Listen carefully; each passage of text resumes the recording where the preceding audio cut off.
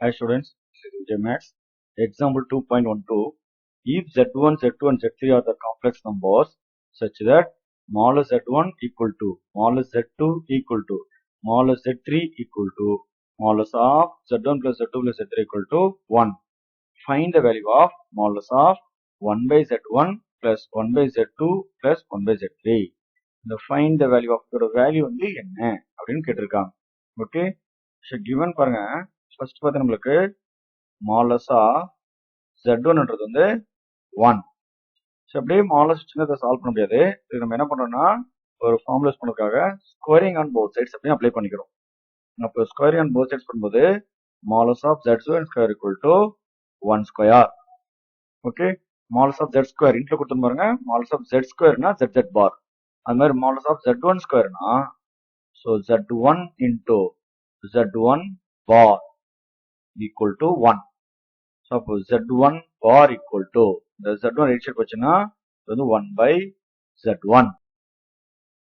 So, modulus of Z2 value பாருங்க 1. அப்போ same இதே மாதிரி ஸ்கொயர் போத் சைடு பண்ணோம்னா modulus of Z2 square equal to 1 square. So, modulus of Z2 you can write as Z2 bar. இன்ட்ல கொடுத்துரு பாருங்க modulus of Z square means ZZ bar என்ற மாதிரி எழுதியிருக்கும். தென் இந்த Z2 பார் வேல்யூ கண்டுபிடிச்சு வச்சுக்கோங்க. அப்போ Z2 வந்து இந்த பார்ல அது ரைட் சைடு போகும் 1 by வந்து Z2. சரி, சேம் இதே மாதிரி ஏடு பாருங்க. Modulus of Z3 equal to 1 square on both sides. Modulus of Z3 whole square equal to 1. இந்த மாலஸ் ஆஃப் Z square என்ன கண்டிஷன் உங்களுக்கு ZZ பார் என்ற மாதிரி Z3 bar equal to 1. Then Z3 bar equal to 1 by Z3. Okay, so for Z1 bar, Z2 bar, Z3 bar மூணுமே கண்டுபிடிச்சு வச்சிட்டோம். இப்போ find the value அப்படின்னு எடுத்துக்கலாம். Okay, therefore find the value என்ன கொடுத்துருங்க கொஸ்டின் பாருங்க.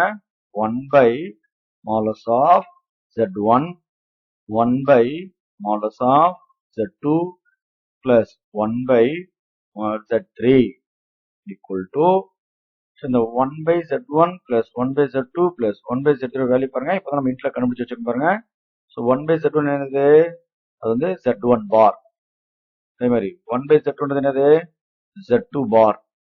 1 by Z3 என்னது Z3 பார். ஸோ அதுக்கு பதிலாக நம்ம இன்ட்யூஸ் பண்ணி கண்டுபிடிச்சதை ரீப்ளேஸ் பண்ணிக்கிறோம். ஓகே, இங்க தனித்தனியா இருக்கிற பாரவை காமனா ஹோல் பார் எழுதிக்கலாம். ஸோ இன்ட்ல கொடுத்துரு பாருங்க. Modulus of Z1 bar plus Z2 barனா நம்மளுக்கு modulus of Z1 Z2 whole bar.